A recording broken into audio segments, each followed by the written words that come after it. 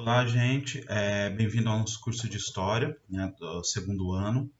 E nesse primeiro vídeo, nessa nossa primeiro encontro, eu gostaria de fazer com vocês uma pequena revisão do fim da Idade Média. E ao longo desse ano nós vamos estudar a Idade Moderna, especialmente a formação do capitalismo e do imperialismo europeu. Então, para isso, primeiro é necessário a gente entender algumas coisinhas, algumas mudanças e transformações que vão ocorrer durante o fim da Idade Média e início da Idade Moderna. Lembrando sempre que essas divisões, né, elas são arbitrárias, as pessoas que viveram nesse período não pensam, né, de que acabou uma era e começou outra, né, não pensam dessa forma. E muito do que vai constituir essa Idade Moderna tem as suas raízes na Idade Média. Por exemplo, os Estados europeus. Tá? A gente conhece, né, os países. França, Inglaterra, Portugal, Espanha. São países que têm a sua formação durante o período medieval. Então, eu gostaria de fazer uma pequena recapitulação de alguns elementos do fim da Idade Média. Como havíamos estudado no ano passado, durante o primeiro ano, após as cruzadas, começa a ter um ressurgimento do comércio ao redor dos feudos, que vão constituir os burgos, que são o espaço de onde vêm os burgueses. Burgueses, na época, significa quem mora no burgo. Essas pessoas vão trabalhar de ofícios como ferreiro, carpinteiro, ou trabalhar com o comércio, com a venda de mercadorias. E esses burgos eles vão se instalar ao redor dos feudos e muitas vezes vão constituir cidades muradas, como a que a gente está vendo aqui, né? Para proteger o espaço do feudo e do burgo, se constituem, né, essas cidades que são protegidas por muros. Lembrando que nessa época o poder do rei era dividido entre seus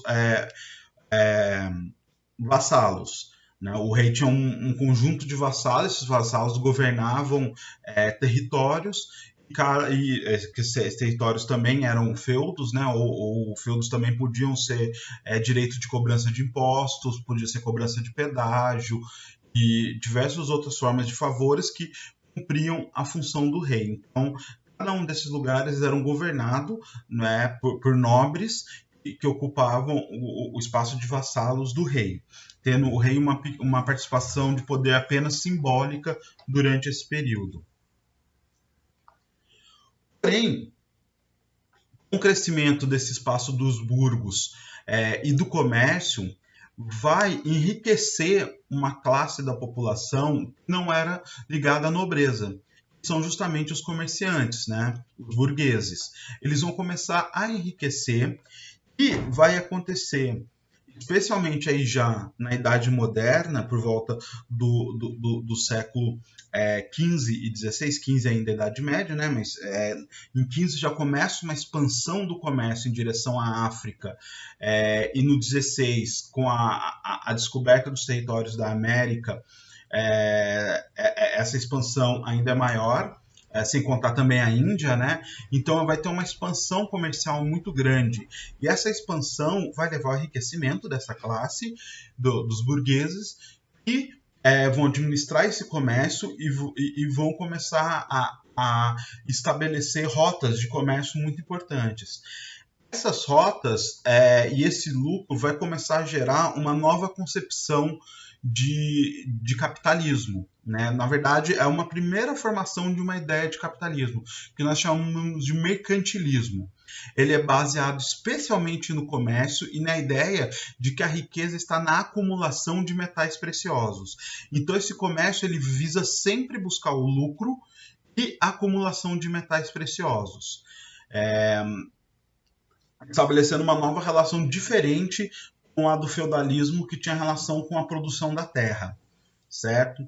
Então, ao longo desse processo, vai surgir esse personagem, que são os burgueses, que vai ser uma classe que possui dinheiro, possui um poder sobre o comércio, mas não tem direitos políticos. porque não são nobres. E dentro de um sistema feudal, quem tem direitos políticos são os vassalos, né, e os suceranos que possuem essa relação do pacto feudal. E o crescimento dessa burguesia vai gerar um atrito, né, porque são pessoas que estão adquirindo uma riqueza, um poder econômico, mas não possuem um poder político. Gostaria de mostrar aqui para vocês uma coisa que é muito importante a gente perceber. Isso aqui seria a França durante a Idade Média. Note como ela é totalmente dividida, né? Você tem ducados, territórios dos vassalos do rei aqui em verde. Você tem dividido o condado aqui, né? De Toulouse aqui nesse azul meio cinza. Então você tem essa região, ela é totalmente fragmentada, dividido entre os vassalos do rei. Então o rei ele não tem controle sobre a França. Quem tem o controle ele é localizado regionalmente dentro dos territórios feudais. E essa é a França já no século XVII. Após a unificação, já no período absolutista. Note que se torna um território único, unificado. Essa unificação é o processo que a gente vai observar agora. Como é que ele se dá, certo? Mas nós vamos observar tomando Portugal como exemplo, o objetivo. Mas é um processo que guarda certas semelhanças em sua estrutura com os outros países. Há umas pequenas diferenças, né? Que caracterizam a França, que caracterizam a Inglaterra, que caracterizam a Espanha, que vocês podem encontrar no livro didático, mas aqui nós vamos focar em Portugal, certo? Mas eu quero mostrar aqui para vocês essa diferença. Essa unificação ela vai gerar uma nova figura do rei, um rei poderoso. A figura de um rei que comanda. O poder dele não está mais dividido, assim como o território não está mais dividido. Então aqui o rei ele passa a assumir uma figura central. Então aquela figura do rei todo-poderoso que a gente costuma imaginar na Idade Média, ela não aconteceu na Idade Média, ela aconteceu no início da Idade Moderna. Vamos pensar um pouco a política em seu espaço histórico. Quando nós estudamos Grécia, nós vimos que o espaço da política era a ágora, o espaço aberto, né, especialmente em Atenas, na cidade de Atenas, onde os cidadãos, lembram, homens maiores de 18 anos, que tenham servido ao exército, e que falam gregos e são filhos de pai e mãe gregos. Então, esses cidadãos, eles vão ter o direito, né, de participar, e a política é feita dentro do espaço aberto da ágora, ou seja, no espaço público. Ela não é restringida a um grupo, no sentido restringido a um grupo de cidadãos, nem todos são cidadãos, mas não a um grupo dentro desses cidadãos a quem é destinado governar, né, e ser feito dentro de um espaço fechado. Não, é feito de um espaço aberto. Note que essa sociedade que vai surgir a partir daquela unificação que nós vimos é uma sociedade que a gente chama de palaciana. O governo vai surgir já, que a gente vai ver a formação desse governo aliado à burguesia, uma aliança entre a nobreza, o rei e a burguesia, vai surgir a sociedade palaciana. É uma sociedade fechada, aristocrática, onde poucos têm acesso aos lugares de ação política. Para ser exato, o rei é a figura máxima, ele é capaz de tanto criar as leis, mandar executá-las e julgar, né? Ele tem todo o poder, ele é um rei absolutista, como dentro desse espaço frequenta um certo grupo da nobreza e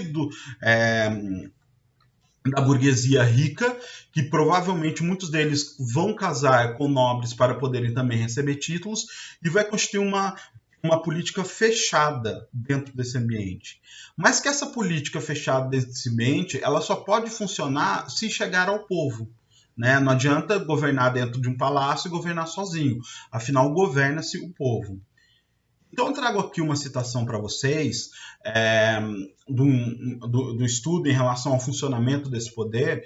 A gente pode perceber uma coisa muito interessante. Um poder unicamente enclausurado no gabinete do príncipe seria incapaz de ser poder. Seu exercício exige abertura para o espaço dos súditos. É nessa articulação, clausura, abertura, que ocorre uma intensa teatralização do político. Ali, o exercício resplandecente do poder não passa sem o brilho da verdade. O que essa citação está trazendo para a gente? É uma citação que está analisando a estruturação do poder dentro dessa sociedade do palácio, né, essa sociedade fechada, em que ela vai dizer o seguinte: se o poder ficasse só dentro do palácio, ele não se faria cumprir fora dele. Então é preciso criar formas de que esse poder se apresente e se ostente para fora, para os súditos. E essa criação vai se dar por um que a gente chama de teatralização. Ou seja, vai se criar símbolos e práticas e representações que vão querer demonstrar esse poder do rei. E isso passa por muita coisa, desde, por exemplo, a moeda, onde se cunha o rosto do rei, e as pessoas que vão trocar as moedas vão estar vendo o rosto do rei, assim como os banquetes, quem tem direito de se aproximar ou não do rei, quem tem acesso ou não ao rei, as vestimentas que vão deixar bem claro de quem pertence a uma classe social que tem o direito de usar determinadas roupas e quem não tem. Hoje em dia, isso também ocorre, né? A roupa diz muito do seu status social. Bem, naquela época era proibido por um súdito usar uma roupa de nobre, para vocês terem uma ideia. Então, vários esquemas, vários rituais, inclusive comportamentos de etiqueta, de comer com garfo e faca, de como da taça certa para o tipo certo de vinho. Todo esse procedimento, toda essa etiqueta vai ser criada para se estabelecer uma cultura e uma prática de um grupo elitista que domina esse conhecimento, né? Essa representação do poder, essa distinção dos demais para se constituir como um lugar de poder. Isso também está relacionado com a arte, né? Os reis, os poderosos vão ser aqueles que vão ser retratados. Isso também que vai surgir muitos retratos no século XVII, por exemplo, dos ricos burgueses, porque eles vão ter dinheiro para pagar esses retratos, e assim, tal como os reis, assim se comparando, né, ao poder do rei, que é o que tem a dignidade de ser retratado, eles também vão ser. Essa busca que vai aparecer na arte, né, os pobres, as classes sociais mais baixas, é uma coisa muito moderna. Nesse período, isso não acontece. Certo, gente? Então, agora eu gostaria de usar o caso de Portugal para descrever um pouco como que é a formação desse Estado, que vai criar um rei absolutista poderoso em união com a nobreza e essa classe ascendente, a burguesia. Certo? Nós vamos pegar o caso específico de Portugal. A primeira dinastia que governou Portugal é Borgonha. O último rei foi Dom Fernando I. Né? Ele morreu em 1383. Note que nós estamos ainda na Idade Média, século XIV. E o século XIV é o grande século terrível, o século da fome, extrema violência, o século da peste negra. Então, ele vai morrer em um momento delicado politicamente. E acontece que ele não deixa herdeiros. A sua esposa, Leonor Teles, ela não vai ser muito bem vista pela população, especialmente pela classe burguesa de Portugal. Né? Especialmente a classe burguesa se concentrava na cidade do Porto. E por que ela não vai ser bem vista? A filha dela, Beatriz, com Dom Fernando, o herdeiro, pela tradição portuguesa, tinha que ser um homem. E havia se casado com o príncipe de Castela, que é do reino espanhol. Então havia o risco de que se assumisse o príncipe de Castela. E ocorreria, então, uma unificação de Portugal com Espanha. Porém, com a crescente economia dos burgueses, o controle que eles possuíam sobre o mercado, eles não queriam esse tipo de se submeter a uma outro reino, a um outro rei, e isso poderia afetar a sua economia. Então, eles vão ser bastante críticos de Leonor Teles. E vai surgir uma figura política muito importante, que é o mestre de Avis. O nome dele era João. Avis era uma ordem de cavalaria, ele era o prior, ou seja, o comandante dessa ordem de cavalaria, e ele vai ser uma figura que vai ganhar bastante apoio desse grupo social que vai apoiar ele a tentar assumir o poder. Nisso vai estabelecer uma regra, uma guerra. Por quê? Como Beatriz está casada com o príncipe de Castela, Castela não quer perder a oportunidade de dominar Portugal. Então, a partir de 1383, Castela vai juntar suas tropas e tentar invadir Portugal para garantir a sucessão de Leonor Teles, para afirmar, assim, o direito do trono de Beatriz, ou seja, o esposo dela, príncipe de Castela. Porém, João, o mestre da cavalaria, que vai ficar para proteger Lisboa, conta com o apoio de um jovem comandante das tropas portuguesas chamada Nuno Álvares Pereira, né? Também chamado de Nuno Álvares Pereira, tá? Contrai o Nuno com o Álvares. Esse jovem ele vai ser nomeado o primeiro condestável de Portugal, né? O primeiro general do exército português. E note aqui que nessa imagem dele figura a tradição portuguesa. Ele está vestido como um templário, né? O manto sobre a armadura com a cruz no peito. Esse manto seria branco, essa cruz seria vermelha, porque a história portuguesa está profundamente ligado à tradição templária. Então, mas o Nuno Álvares ele vai ser um comandante e ele vai levantar as suas tropas ao sul de Portugal e vai conseguir impedir a invasão pelo sul, por parte de Castela. E ele vai em direção a Lisboa dar apoio ao mestre de Avis, que está protegendo a cidade de Lisboa. E ao fazer isso, eles acabam vencendo, juntando a força dos dois, vencendo. E por apoio especialmente da classe burguesa de Portugal, eles vão reconhecer o mestre de Avis como rei. Ele tem que deixar de ser prior. Por quê? Como ele é prior, ele é, na verdade, um monge guerreiro, né? Ele é ligado a um voto de celibatário, ou seja, de não casar e não ter filhos. Então ele vai fundar a segunda dinastia que irá governar Portugal, que é a dinastia de Avis. Dom Manuel I, o rei de Portugal, quando Pedro Álvares Cabral chega ao Brasil, é da dinastia de Avis.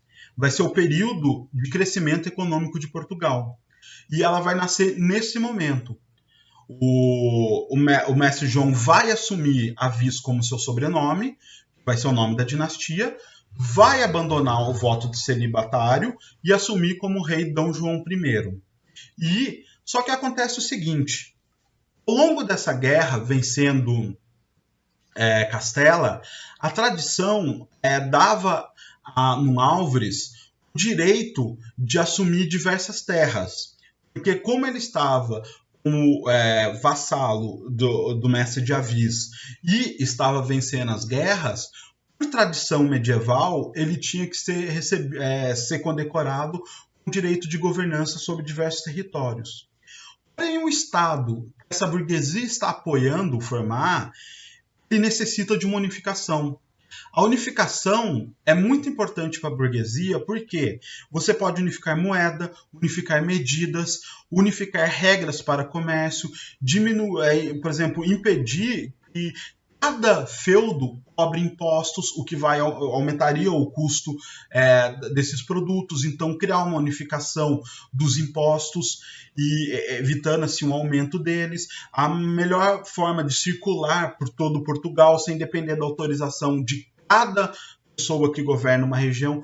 Então, para a burguesia é muito importante essa unificação do Estado e que o poder não seja dividido entre governantes locais.